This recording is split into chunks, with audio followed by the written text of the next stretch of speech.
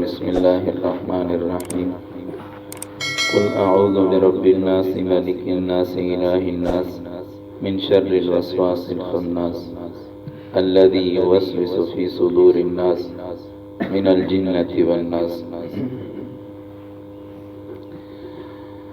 کل میں نے عرض کیا تھا کہ وسوسہ جو انسان کو شیطان کی طرف سے ہوتا ہے تو کبھی تو اس کے ایمان کے بارے میں ہوتا ہے کہ وہ اس وسوسے کا شکار ہو جاتا ہے، پتہ نہیں جنت ہے نہیں ہے، جہنم ہے نہیں ہے، اللہ کی ذات پر جو ہم ایمان لائیں، جتنی بھی غیب کے معاملات ہیں تو شیطان وسوسہ ڈالتا ہے. تو یہ تو ایک صحابی کے ساتھ بھی واقعہ پیش آیا تو آپ علیہ الصلوۃ والسلام نے آگے سے بشارت دی، ذالک صریح الایمان، یہ تو ایمان ہے.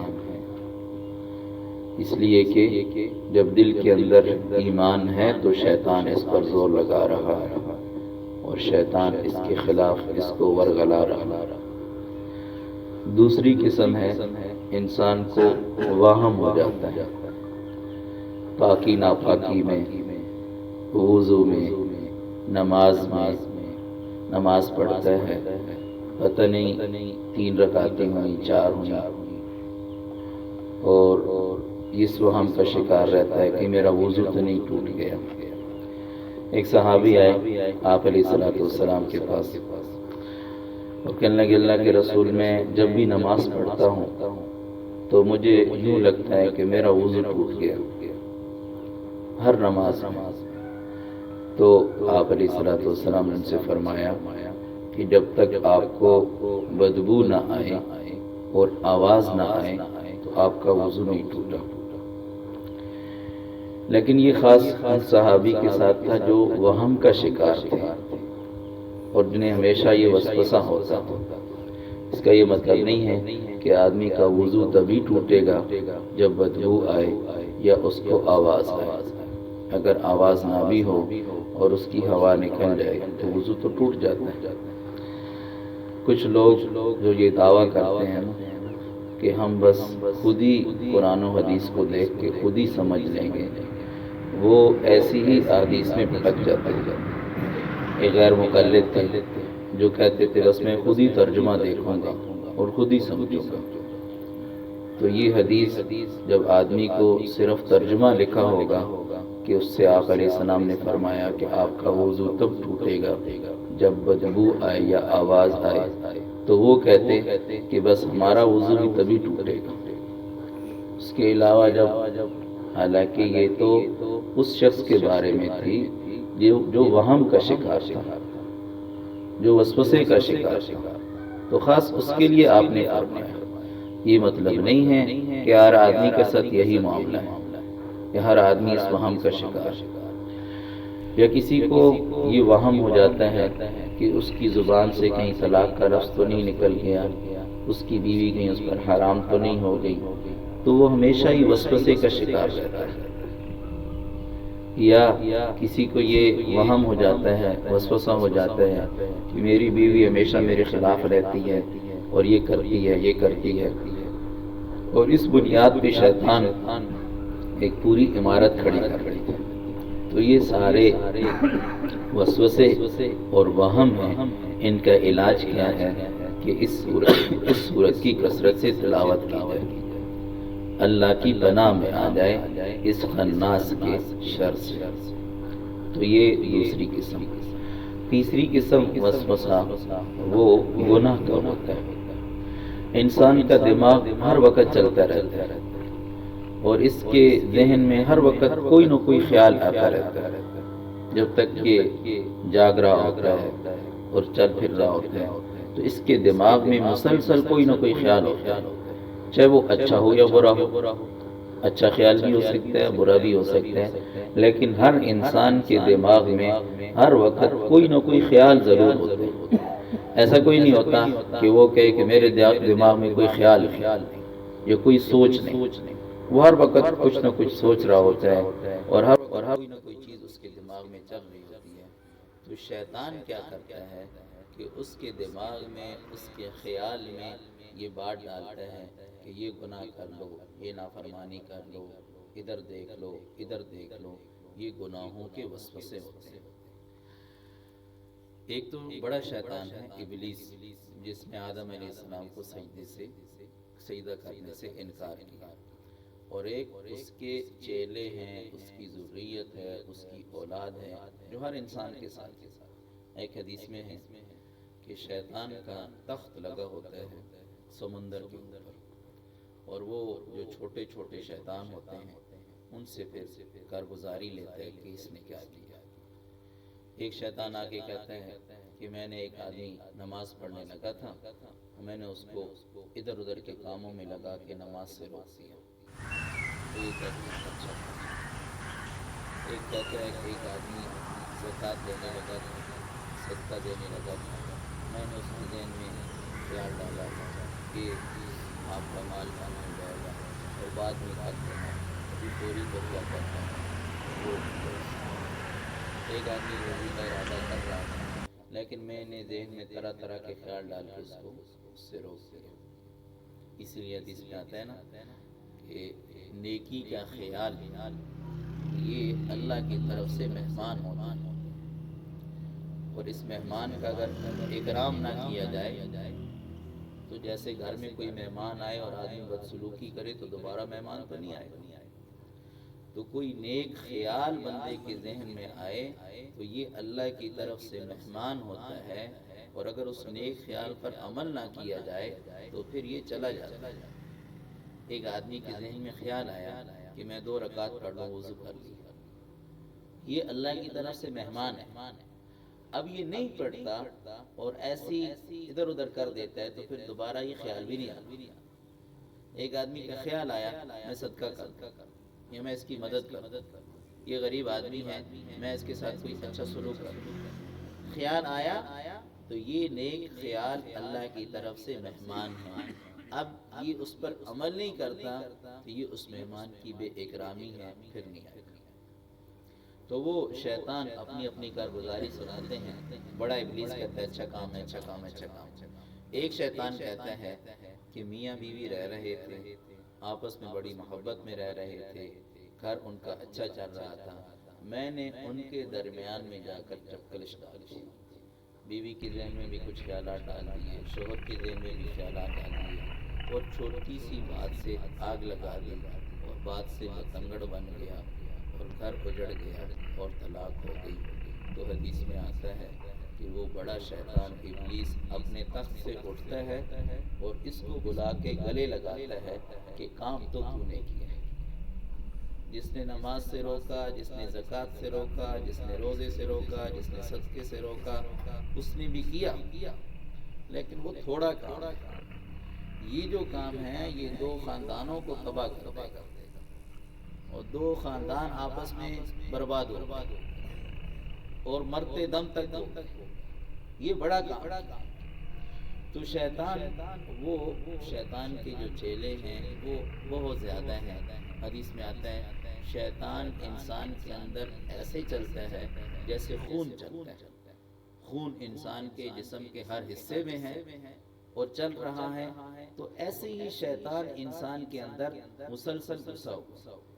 آپ علیہ الصلوۃ والسلام اعتکاف میں بیٹھے تھے، آپ کی زوجہ محترمہ حضرت صفیہ رضی اللہ تعالیٰ عنہ کسی کام سے آئیں، بات چیت کی.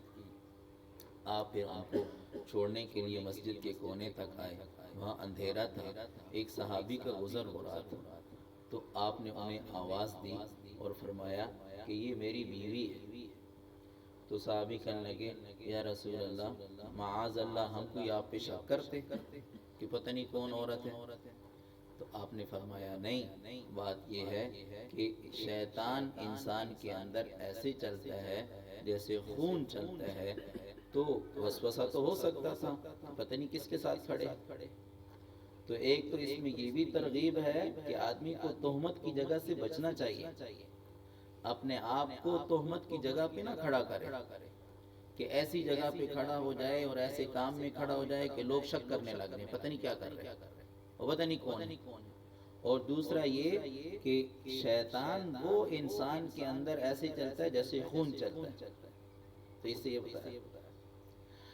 تو جب شیطان اس طرح گھسا ہوا ہے تو وہ گناہوں کے وسوسے بھی ڈالتا ہے، لیکن اس سب کے باوجود کہ شیطان انسان کے ساتھ اس قدر ہے، شیطان کا مکر ہے ضعیف اور ہے کمزور، آدمی اگر ہمت سے کام لے، ان قید الشیطان کان ضعیفا، یہ نہیں ہے کہ شیطان کوئی انسان پر حاوی ہے، بس مومن آدمی کی ہمت چاہیے، وہ جب ہمت کر لیتا ہے تو پھر خناس ہے، پھر پیچھے ہٹ جاتا ہے۔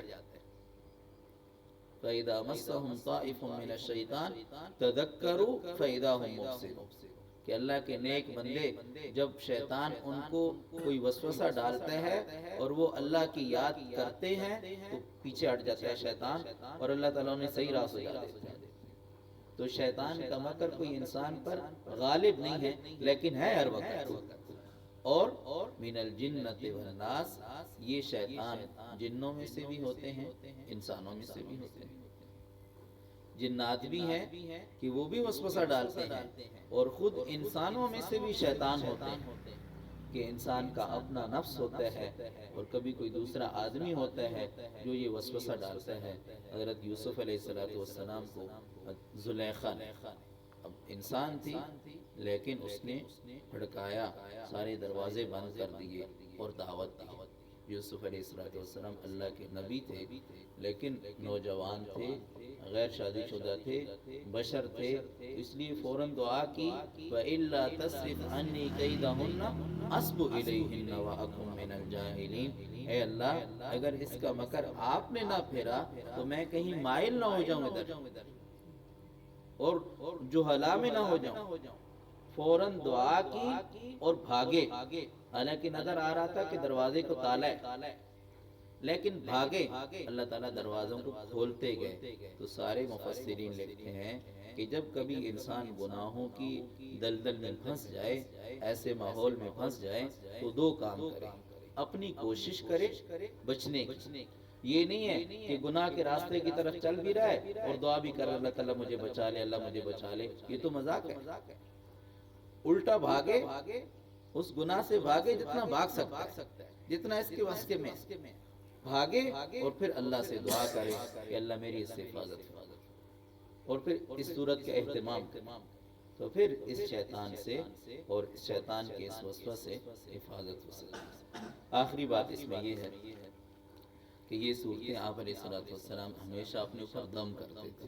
میں نے شروع میں بھی عرض کیا تھا، ان دونوں صورتوں کو رات کو جب آپ علیہ السلام بستر پر تشریف لاتے تھے، سورہ اخلاص اور یہ دو صورتیں پڑھ کے اپنے ہاتھوں پر تھوڑی سی تھوک کے ساتھ ایسے کر کے پھر پورے جسم پہ پھیرتے تھے 3 مرتبہ۔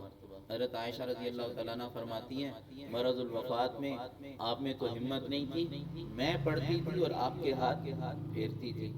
تو ایک تو انسان کو اس کا اہتمام کرنا چاہیے۔ دوسرا یہ ہے کہ جب کسی کو کوئی تکلیف ہوتی ہے تو عام طور پر لوگوں کا ذہن یہ بنا ہوتا ہے کہ ہر چیز کا تعویذ ہے، وہ تعویذ لکھ کے دے دیا جائے، اس کا بھی تعویذ دے دیں، اس کا بھی تعویذ دے دیں، اس کا بھی تعویذ دے دیں۔ حالانکہ احادیث میں اور قرآن کے اندر جو بات ہے وہ ہے سب سے پہلے مصیبت میں دعا۔ حدیث میں آتا ہے آپ علیہ السلام کو جب بھی کوئی تکلیف آتی فوراً 2 رکعت پڑھتے، فوراً سب سے پہلا کام 2 رکعت نماز اور پھر دعا۔ یہ سب سے مؤثر طریقہ ہے، سب سے بڑا علاج ہے، سب سے بڑا علاج ہے۔ بیماری آ گئی ہے، تکلیف آ گئی ہے، پریشانی آ گئی ہے، غم آ گیا ہے، کیا وضو کرے 2 رکعت نماز پڑھے، سب سے بڑا علاج، اور پھر اللہ کے سامنے دعا کرے۔ آپ علیہ السلام نے کبھی کسی کو تعویذ لکھ کے نہیں دیا، قرآن میں کوئی تعویذ نہیں ہے، حدیث میں کوئی تعویذ نہیں ہے۔ یہ نہیں میں کہہ رہا کہ تعویذ لکھنا ناجائز ہے، اگر کوئی آیت لکھی ہو اور کسی کا تجربہ ہو لکھ کے دے، بعض صحابہ نے لکھ کے دیا ہے، چھوٹے بچے ہوتے ہیں وہ پڑھ نہیں سکتے تو ان کو لکھ کے پہنایا جا سکتا ہے۔ تعویذ جائز ہے اگر اس میں صحیح بات لکھی ہو، ہاں غیر اللہ کی مدد ہو پھر ناجائز، بات سمجھنا ہے پھر ناجائز۔ لیکن اگر اس میں کوئی حدیث آیت لکھی ہوئی ہے اور کوئی ایسی چیز لکھی تو تعویذ ناجائز نہیں ہے، لیکن آپ علیہ الصلوۃ والسلام نے زندگی میں کسی کو تعویذ لکھ کے دیا نہیں، ہاں زبانی دم کیا، زبانی دعائیں بتائیں ہیں۔ وہ قرآن میں مستقل تعویذ کے لیے کچھ نہیں، بزرگوں کا تجربہ ہے، کسی کے پاس کوئی گیا اس نے آیت لکھ کے دے دی، اس نے یہ آیت لکھی، یہ سر درد کے لیے مفید ہے، یہ بخار کے لیے مفید ہے، یہ اس کے لیے مفید ہے، تو یہ بزرگوں کے تجربے ہیں، باقی اس کے لیے قرآن ہے نہیں کہ آیت اس لیے آئی ہو کہ یہ تعویذ میں لکھی۔ سب سے بڑا تعویذ اور سب سے بڑا علاج کیا ہے؟ 2 رکعت نماز۔ وہ سب سے بڑا علاج کیا ہے؟ دعا، جو آپ علیہ الصلوۃ والسلام کی سنت ہے، جو آپ نے کیا ہے اور جو آپ نے اپنی امت کو ترغیب دی ہے اور جس کے لیے امت مکلف ہے، تو اس کا اہتمام کرنا چاہیے۔ اور ان 2 صورتوں کو اور 3 صورتوں کو، اور میں نے 7 چیزیں عرض کی تھیں کہ جو نماز کے بعد ان 7 کا اہتمام کرے گا، کبھی اس پہ جادو نہیں اثر کرے گا، کبھی اس پہ سحر نہیں ہوگا، کبھی اس پہ جنات کا اثر نہیں ہوگا۔ سورۃ فاتحہ، آیت الکرسی، سورہ بقرہ کی آخری آیات، آخری جو رکوع ہیں، اور یہ 4 کل، یہ 7 چیزیں ہیں، نماز کے بعد اہتمام سے انسان پڑھے تو انشاءاللہ ان ساری گندی چیزوں سے حفاظت ہوگی۔